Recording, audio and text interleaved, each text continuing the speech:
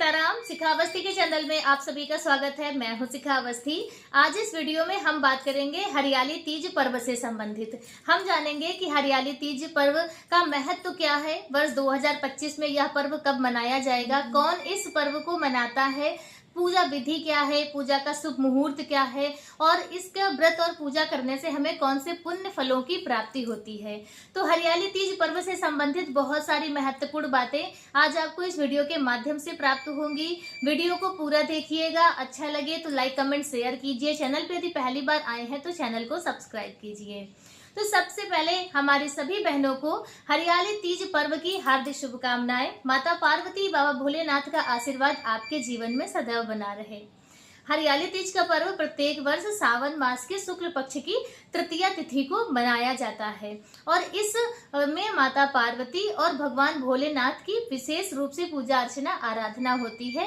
और यह पूजा और इसका व्रत सभी सुहागन स्त्रियां अपने अखंड सौभाग्य की कामना करके, अपने वैवाहिक जीवन को सुखमय बनाने की कामना करके करती हैं और सभी कुंवारी कन्याएं एक श्रेष्ठ जीवन साथी की कामना या अपने मनोवांछित वर की प्राप्ति के लिए भी इस व्रत और को पूजा करती हैं। इसके साथ ही जिनका विवाह नहीं हो पा रहा है, विवाह में किसी भी तरह की रुकावटें आ रही हैं, दिक्कतें आ रही हैं, कोई ग्रह दोष है, तो किसी भी तरह का कोई ग्रह दोष हो, कोई विघ्न बाधा हो, तो वह भी इस व्रत को करने से, इसमें विधि विधान से पूजा अर्चना करने से वह सभी विघ्न बाधाएं भी दूर होती हैं। तो जो हरियाली तीज का पर्व है, तो देखिए व्रतराज ग्रंथ में ऐसा वर्णन आता है कि जो तृतीया तिथि होती है वह माता पार्वती को समर्पित होती है। इसीलिए वर्ष में 3 तृतीया तिथि ऐसी आती हैं जिनमें हम माता पार्वती के विभिन्न स्वरूपों की पूजा अर्चना करते हैं। वह तिथियां कौन सी हैं? इसमें से है, जैसे हरियाली तीज है, कजरी तीज है और हरितालिका तीज है। यह तीनों तृतीया तिथि माता पार्वती को पूर्ण रूप से समर्पित होती हैं। हरियाली तीज में माता पार्वती की तपस्या पूर्ण हुई थी। बाबा भोलेनाथ प्रसन्न होकर माता पार्वती को अपनी जीवन संगिनी, अपनी अर्धांगिनी बनाने का आशीर्वाद दिया था। और उसके बाद जैसे हरितालिका तीज में है कि माता पार्वती ने अपनी तपस्या की थी, जिसमें उनकी जो सखियां हैं वो हर के ले जाती हैं, तो उसका अपना अलग महत्व है और हरियाली तीज का अपना अलग महत्व है। तो देखिए यह जो व्रत है यह अलग अलग राज्यों में अलग अलग स्वरूपों से भी मनाया जाता है। जैसे राजस्थान है, पंजाब इत्यादि राज्यों में हरियाली तीज का विशेष महत्व होता है। वहां पर हरियाली तीज बहुत ही उत्साह के साथ में मनाई जाती है। और अपने इधर उत्तर प्रदेश, मध्य प्रदेश, बिहार आदि राज्यों में हरितालिका तीज का ज्यादा महत्व होता है। हरितालिका तीज ज्यादा उत्साह के साथ में मनाई जाती है। लेकिन जैसे कि हरियाली तीज का यह जो पर्व है यह बेहद खास है। इस पर्व में, इस व्रत को करने से, पूजा अर्चना आराधना करने से हमारी कामनाएं पूर्ण होती हैं और आशीर्वाद प्राप्त होता है, अखंड सौभाग्यवती होने का आशीर्वाद प्राप्त होता है। तो इसलिए यदि आप व्रत नहीं करते हैं तो फिर भी आपको हरियाली तीज वाले दिन पूजा अर्चना आराधना जरूर करनी चाहिए। तो चलिए अब हम जान लेते हैं कि हमें जो हरियाली तीज का पर्व है उसकी पूजा विधि क्या है। देखिए इसमें व्रत भी 2 तरह से लोग रखते हैं। वैसे तो जैसे हरितालिका तीज का व्रत रखा जाता है बिल्कुल निर्जला व्रत, तो उसी तरह से किया जाता है। लेकिन जैसे अब बहुत से लोग नहीं करते हैं पूजा, यहाँ तो व्रत नहीं रखते हैं, तो वह क्या करें कि जब सुबह जब तक पूजा नहीं करते हैं तब तक वो कुछ भी खाएं पिए नहीं। पूजा अर्चना आराधना करने के बाद फिर शुद्ध सात्विक भोजन करते हुए इस व्रत और का लाभ प्राप्त कर सकते हैं। वैसे अगर आप व्रत रखते हैं तो व्रत रख कर और शाम के समय विधिवत पूजा अर्चना आराधना भोले बाबा और माता पार्वती की जाती है। तो हम पूजा विधि जान लेते हैं कि हम किस प्रकार से यह पूजा करेंगे। आप चाहे पूजा सुबह करें या शाम को करें, आपको पूजा इसी प्रकार से करनी है। एक चौकी पर आप शिव परिवार की फोटो रख लें और यदि हो सके तो आप मिट्टी के पिंड, जैसे जैसे शिवलिंग और माता पार्वती का स्वरूप और भगवान गणेश का स्वरूप मिट्टी से बनाकर और उसी फोटो के आगे आप एक थाली में उन्हें स्थापित कर लें। एक कलश की स्थापना कर लें।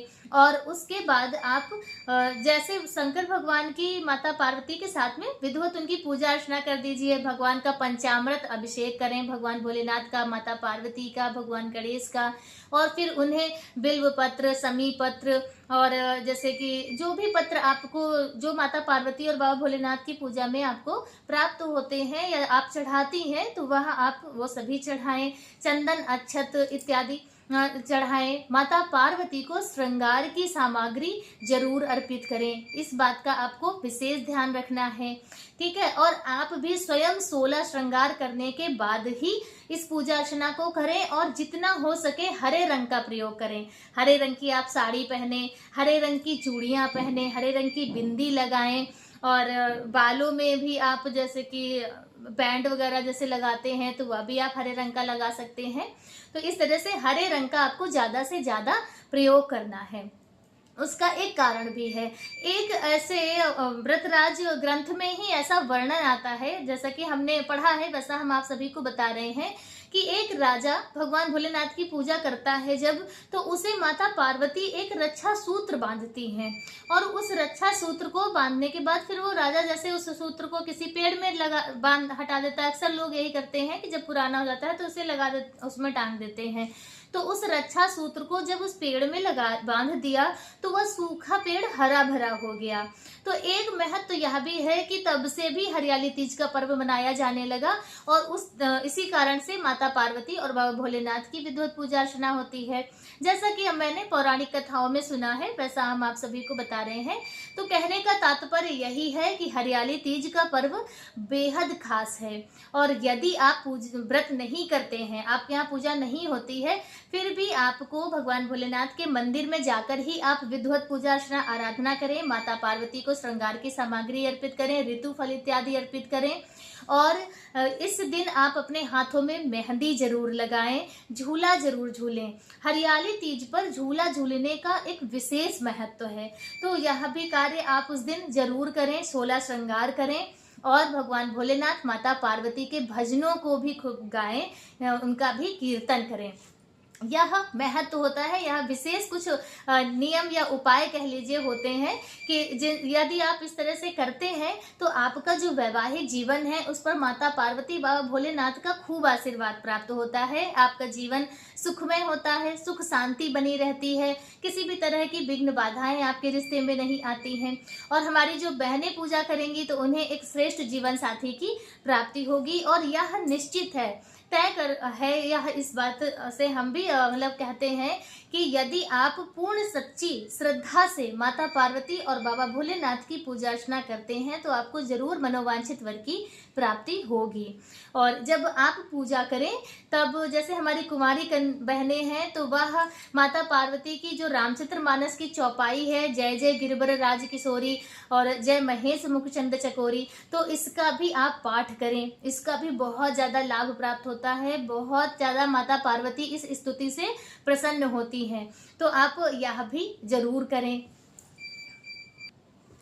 और इस तरह से विधिवत पूजा अर्चना आराधना करें, आरती इत्यादि करें, भजन कीर्तन करें, और फिर उसके बाद जैसे आपने सुबह पूजा की है तो शाम के समय में भी आपको थोड़े बहुत पंचोपचार विधि से पूजा अर्चना करके आरती इत्यादि कर दें। और यदि आप शाम को पूजा किए हैं तो विधिवत पूजा अर्चना करें, रात्रि जागरण करें, और फिर दूसरे दिन सुबह, क्योंकि सोमवार का दिन रहेगा, तो तब आप जो भी सामग्री है, सुहाग की सामग्री है, फल, मिठाई, दक्षिणा इत्यादि सभी सामान आप रखकर, और किसी भी वैवाहिक जोड़े को जो आपसे श्रेष्ठ हो, जिसके आप पैर छूकर आशीर्वाद ले सकें जिससे, तो उसे आप वो दान कर दें। आप अपनी नंद को दे सकते हैं, आप किसी पुजारी जी को दे सकते हैं, किसी ब्राह्मण ब्राह्मणी को दे सकते हैं, या आप अपने सास ससुर को भी अर्पित कर सकते हैं। तो इस तरह से आप दान करके उनका आशीर्वाद प्राप्त करें।